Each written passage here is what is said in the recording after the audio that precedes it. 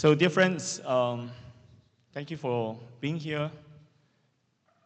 In 1995, 30 years ago, I was with 16,000 young people in the Palais Stadium in Rome.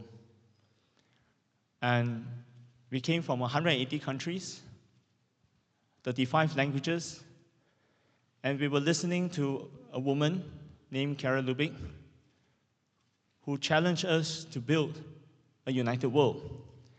And she quoted Saint Catherine of Siena, "If you are who you are meant to be, you shall conquer the world."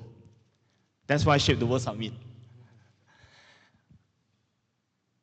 I think in many ways, especially in my work with the whole global network of Consulus, there is something that we must be very honest about. Especially when I was working with governments to overcome extremism. Do you know that the extremists always aim big? They always want to blow up big places. They do not aim low or small. So people of goodwill, how can we aim low and small? We cannot.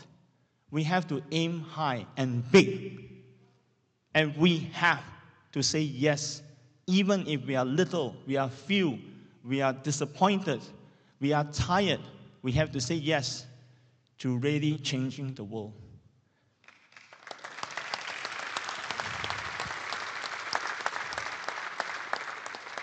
In 2017, quite a number of us were here in Paul VI Auditorium. We were celebrating the anniversary of the Economy of Communion. Pope Francis met us, and I'm so grateful to His Eminence, Cardinal Tagle. To me, I was very moved listening to you. I feel you carry the spirit of the late Holy Father, and I was so moved by what you said about hope. Thank you. You know, Pope Francis said to all of us, we were about 1,000 of us, he said, "It's very nice what you do about the economy of communion." But he challenged us, almost like a criticism of the economy of communion. If you want to be faithful to the charism, and I feel that he understood the charism of Chiara, maybe even better than Focolare. If you want to be faithful, you cannot just aim to be a good Samaritan. I thought the translation was making a mistake, because the Good Samaritan is quintessential, the golden benchmark of giving, of caring. Being a Good Samaritan is not enough. You have to change the rules, the social economic rules, in order to make sure there is no more victim. And I, at that time, with my colleagues here from Consulus and all our friends, we had an examination of conscience. Maybe we are doing economy of communion for our own sake, to feel better about ourselves, but we do not move an inch or a mile for the poorest of the poor. And we decided to do a complete transformation, to move from consulting into investment, because the inconvenient truth is 90% of the world's capital, the moment you tell them, I'm a social enterprise and I'm faith-based, they will say, God bless you. No money. The selfish, the profitable enterprise without a sense of ethics, they outrace social enterprise by 10 or 100 to 1. This is the inconvenient truth. This is the truth that Pope Francis asked us to see. And in his loving memory, I'm very glad to say, with my band of brothers, this morning I woke up with a prayer, and I realized we come from the 3 largest capital markets. Brian from the United States, I come from Singapore, another financial center, and Matthew comes from London. So together, we are launching this world's first interfaith fund for social enterprises to make sure they do not need aid money, but they can be profitable with purpose, and they can shape a better world. Brian.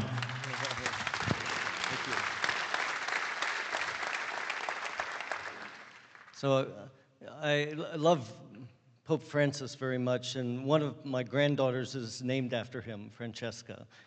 She was born in Italy. And some of you know I have 18, soon to have 18 grandkids.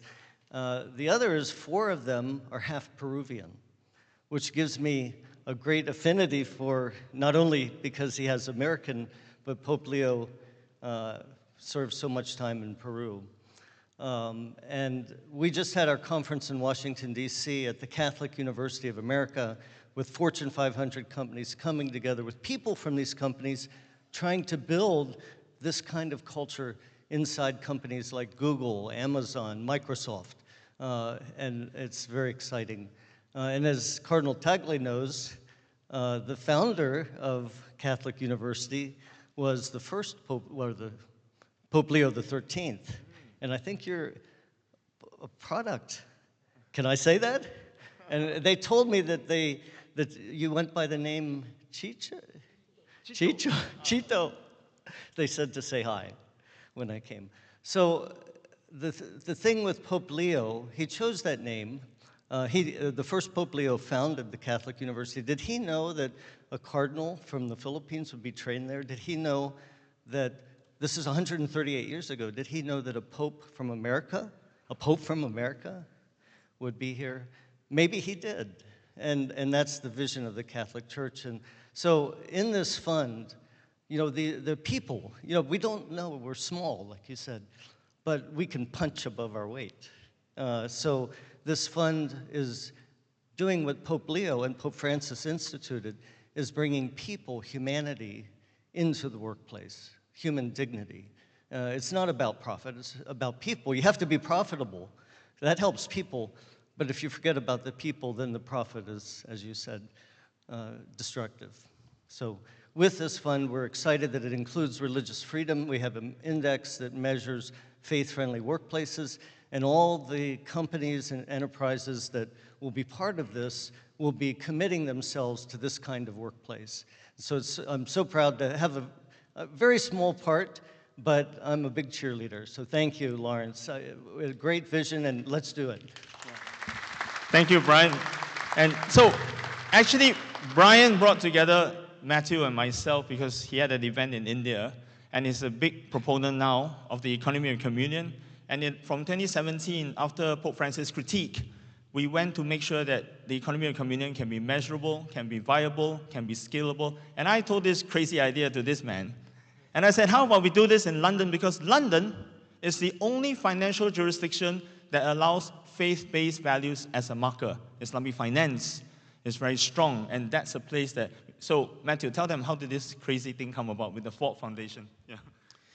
So, thank you very much. It's a pleasure to be here and to be able to just share a few thoughts with you. How this came about, just recently, about 6 months ago, we had the opportunity to meet in India, Lawrence and I, and we realized that we were working in similar areas with a common goal, but in 2 different ways.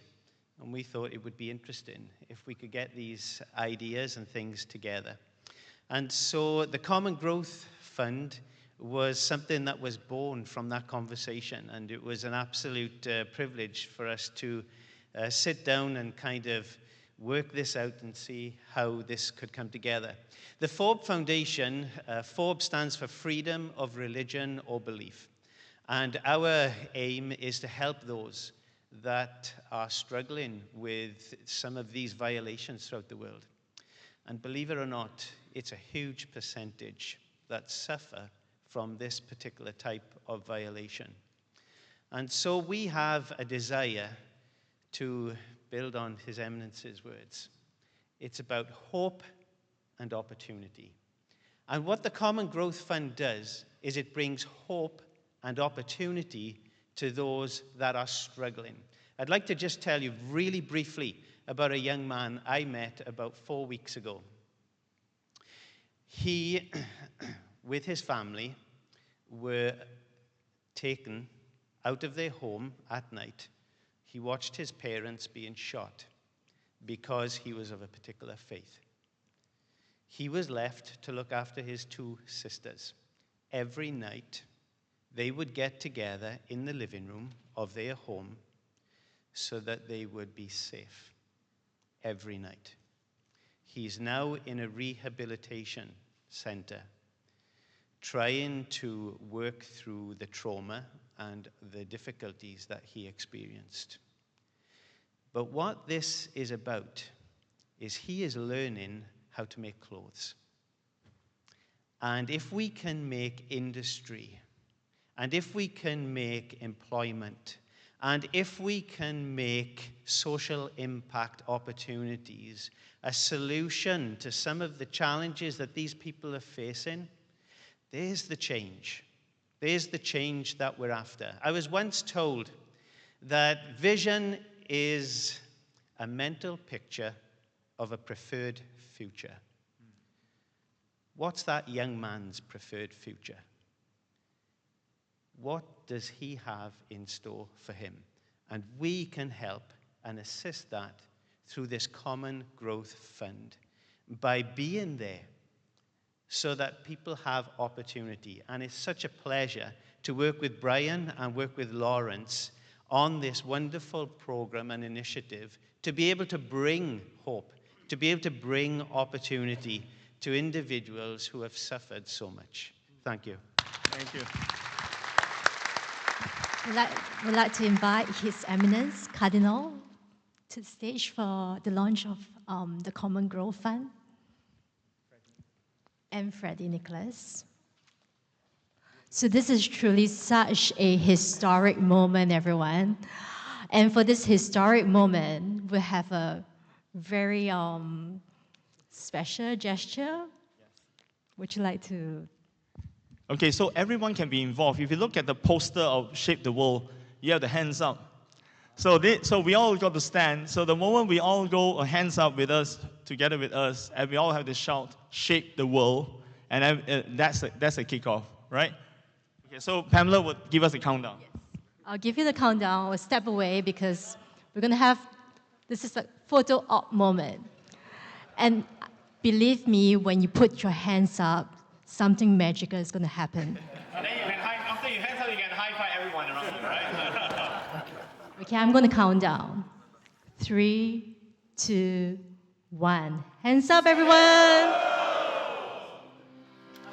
Across the globe, social and faith-based enterprises are working tirelessly to address critical challenges, especially in developing nations. Yet, they face a persistent obstacle: lack of access to the capital they need to grow. Traditional financing often overlooks their unique contribution, leaving these vital entities underfunded and their potential limited. Introducing the Common Growth Fund. This innovative initiative provides capital to social enterprises through a merit-based, AI-powered platform also known as 𝐂𝐮𝐺.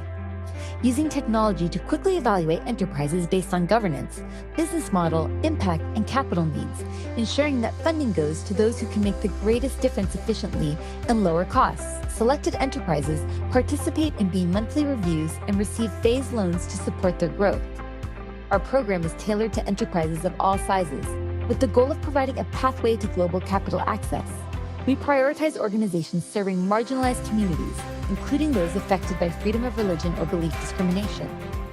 The Common Growth Fund uses a dual evaluation approach. We assess enterprises using the Faith-Friendly Workplace Redi Index, measuring their commitment to having faith-friendly workplace where people can bring their whole soul to work, and the Economy of Communion Impact Model, which captures their social impact and community-focused practices. This ensures that funded enterprises meet operational benchmarks and demonstrate a commitment to social cohesion. By supporting locally embedded enterprises, the fund strengthens local economies and builds resilience. These enterprises become anchors of stability and opportunity, promoting interfaith respect and transforming economic activity into platforms for dignity and cooperation. Join us in supporting the Common Growth Fund and help us create a world where social enterprises have the resources they need to thrive.